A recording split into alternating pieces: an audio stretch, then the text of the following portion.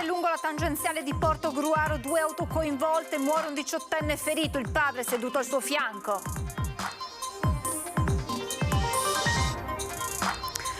La pioggia non ferma la protesta degli studenti universitari che hanno piantato le tende vicino all'Ateneo contro il caro affitti.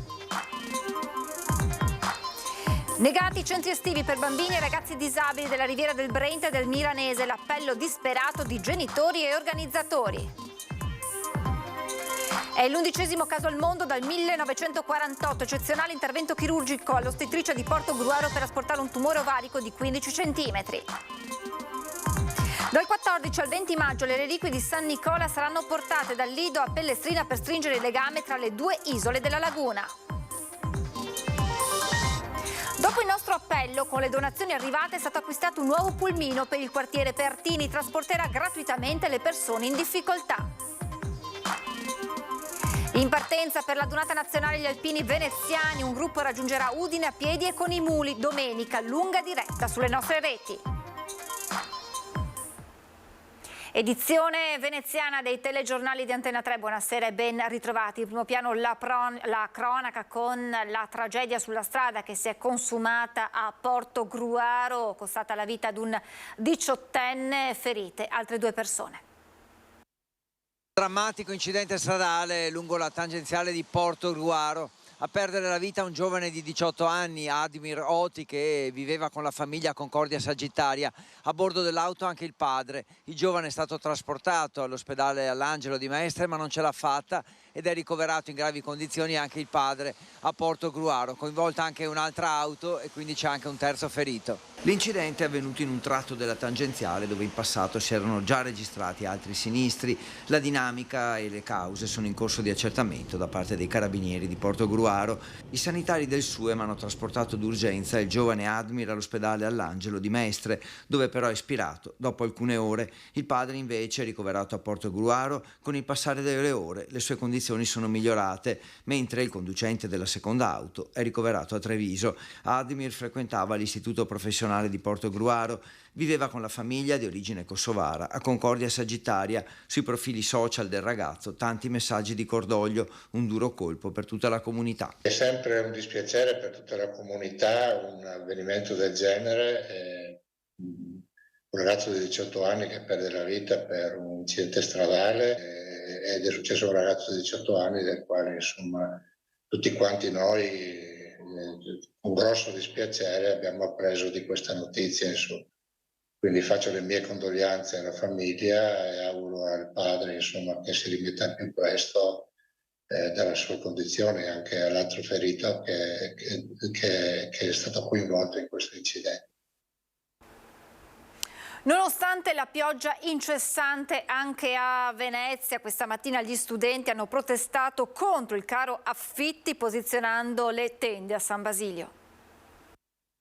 È inaccettabile aspettare i 3 mesi per trovare una casa fatiscente, per trovare un proprietario che non ti fornisce un contratto registrato all'Agenzia delle Entrate, perché non è possibile per le famiglie italiane supportare i loro figli che studiano in questa città a 600 euro al mese. Anche a Venezia, nella zona dei magazzini di San Basilio, gli studenti universitari hanno piantato le tende per protestare contro il caro affitti, nonostante la pioggia incessante.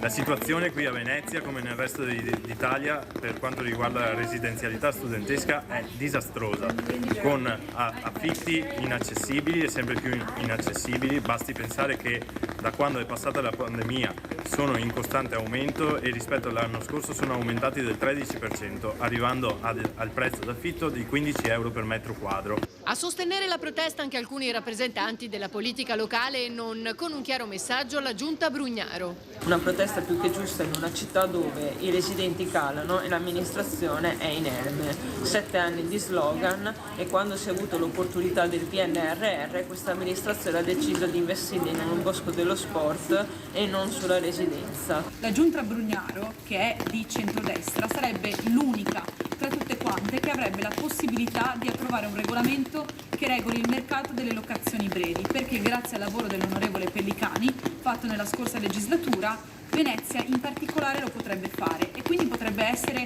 anche un modello di uscita e di risoluzione da questa situazione. Le richieste degli studenti sono chiare. La prima, che i fondi del PNRR vengano destinati esclusivamente a enti pubblici, escludendo i grandi gestori privati delle residenze come Campus e Campus X.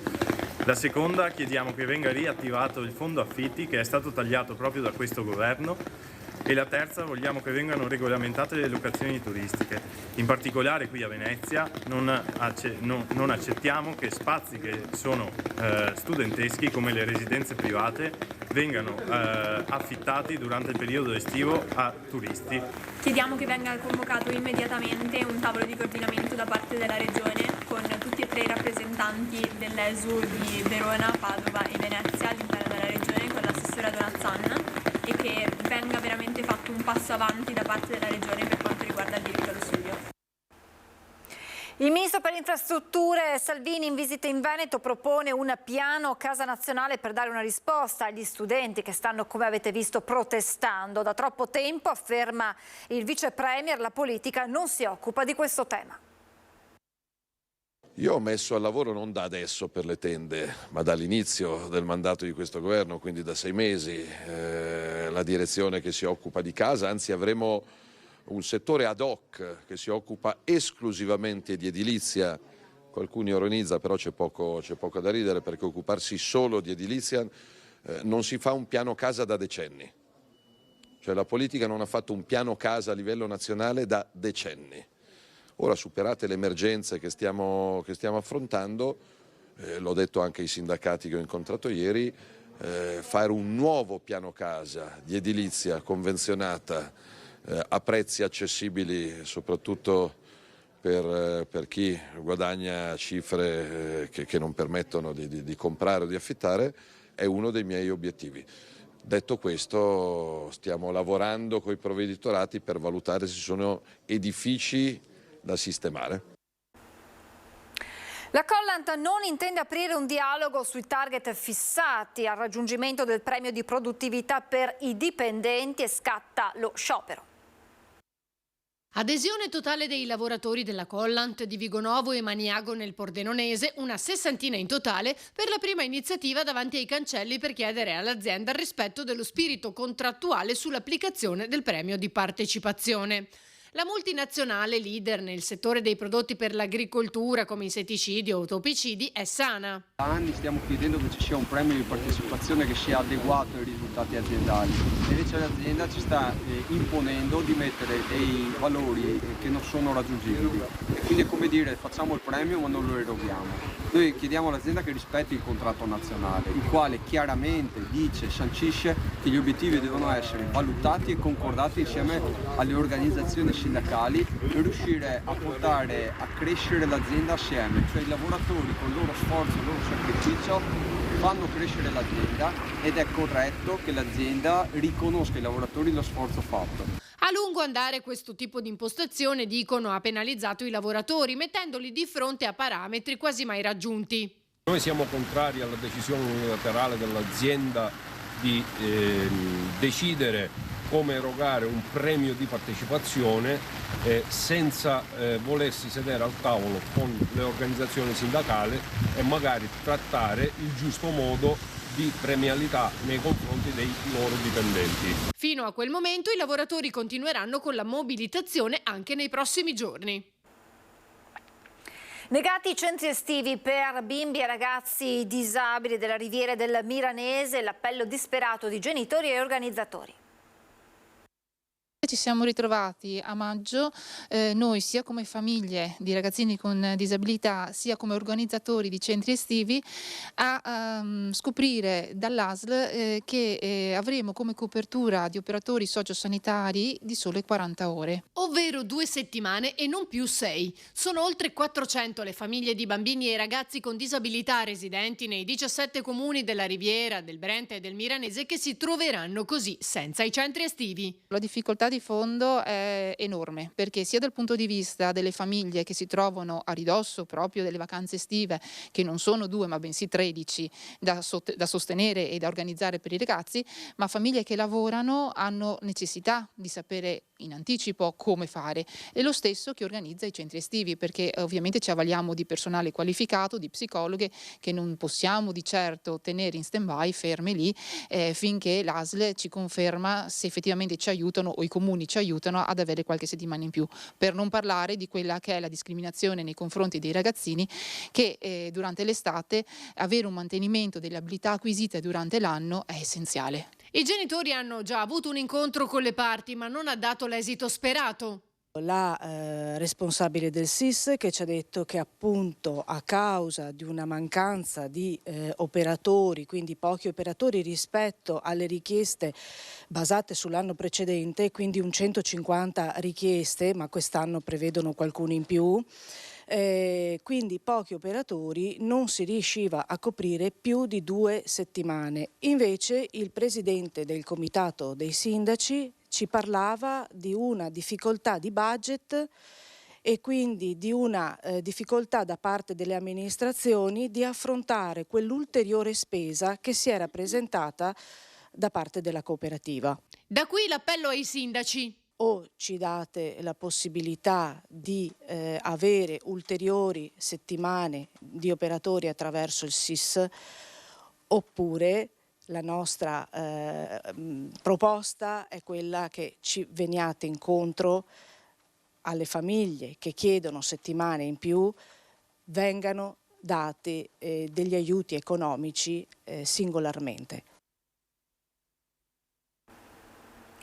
Un intervento chirurgico come pochi altri al mondo, preceduto da altri 10 a partire dal 1948, stando alla letteratura scientifica, è quello eseguito all'ostetricia di Portogruaro su una donna del posto, giunta al pronto soccorso con dolori addominali e nausea. I primi esami hanno identificato che c'era una massa solida di origine ovarica di circa 15 cm e un'emorragia in corso, per cui è stato operato d'urgenza. La massa è stata asportata insieme all'utero e all'altro ovaio. L'esame istologico ha mostrato la presenza di un tumore e in questo particolare caso la massa aveva iniziato a sanguinare, generando l'emorragia che si verifica nel 10% dei tumori della granulosa. Ci fermiamo per la pubblicità, tra poco.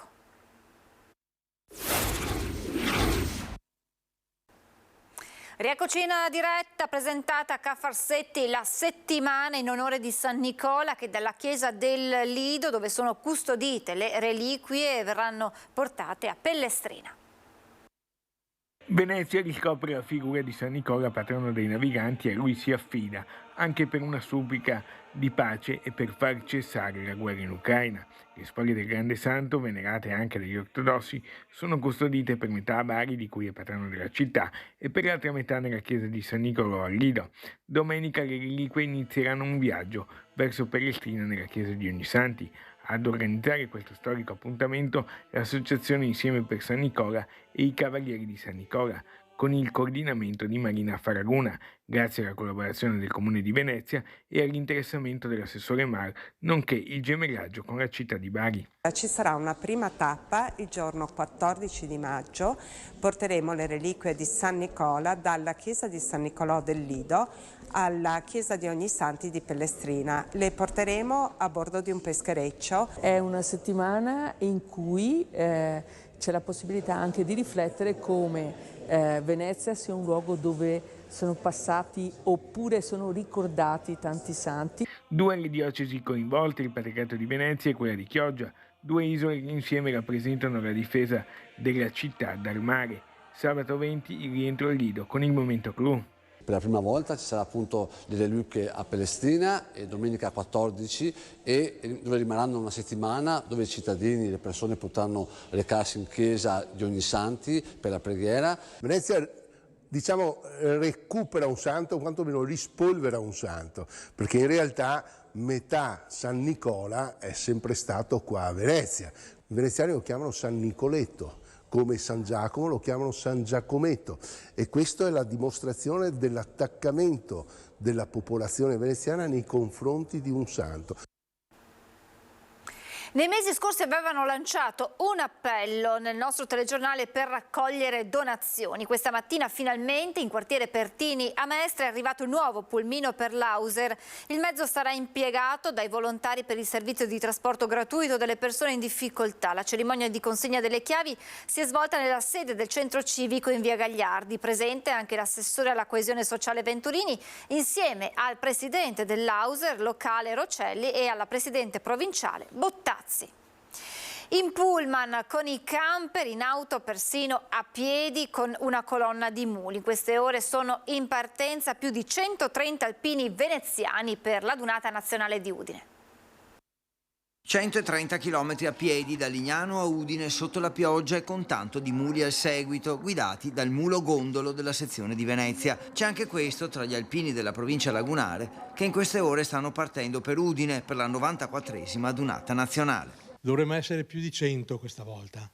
Sono già partiti alcuni nostri alpini da Lignano con una marcia di trasferimento chiamata dalla Foce al Castello, che ripercorre idealmente l'ultima parte del tagliamento con i muli sia di nostra proprietà che di proprietà di altri gruppi. Il maltempo rischia di condizionare le adesioni delle penne nere veneziane, ma si va comunque verso numeri da record per gli ultimi anni. Ci sono altri che stanno partendo, proprio anch'io oggi partiamo per andare a Udine a fare il campo a Venezia presso l'Istituto Bearzi dei Salesiani, e poi un pullman che partirà da Mestre e raccoglie gli alpini dei nostri gruppi. Io spero che riusciremo a superare ampiamente la nostra media storica, che è di 130 partecipanti. Per ogni alpino la Dunata rimane un'esperienza indimenticabile, occasione per rinsaldare vecchie amicizie e stringerne di nuove. Accanto alla Dunata ufficiale poi ce ne sono infatti molte altre. Ci sono 1000 altre adunate, no? Ci sono le adunate dei compagni di corso, dei corsi ufficiali, le adunate di battaglione, le adunate dei vecchi commilitoni, cose che sono essenziali per mantenere vivo il nostro spirito.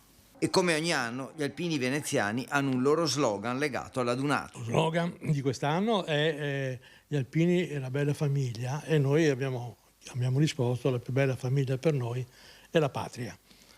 Perché? Perché siamo legati a tutti quei valori, non solo di tipo etico, ma anche di fratellanza, di solidarietà e di amicizia.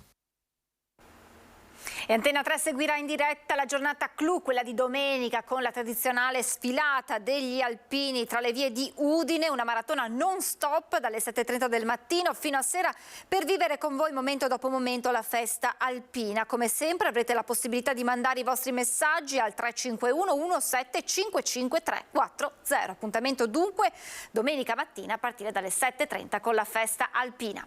È tutto, vi lascio le previsioni del tempo, grazie per averci seguito, buona serata.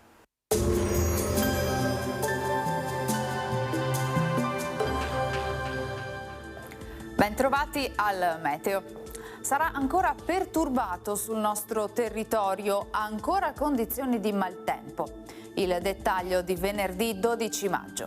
Sul Veneto la giornata sarà caratterizzata da un tempo spiccatamente instabile, con precipitazioni a carattere sparso e discontinuo, più diffuse nel pomeriggio ma improbabile diradamento in serata sulle zone dolomitiche. Temperature in ripresa, minime tra 8 e 13 gradi, massime invece tra i 14 e i 17 all'incirca.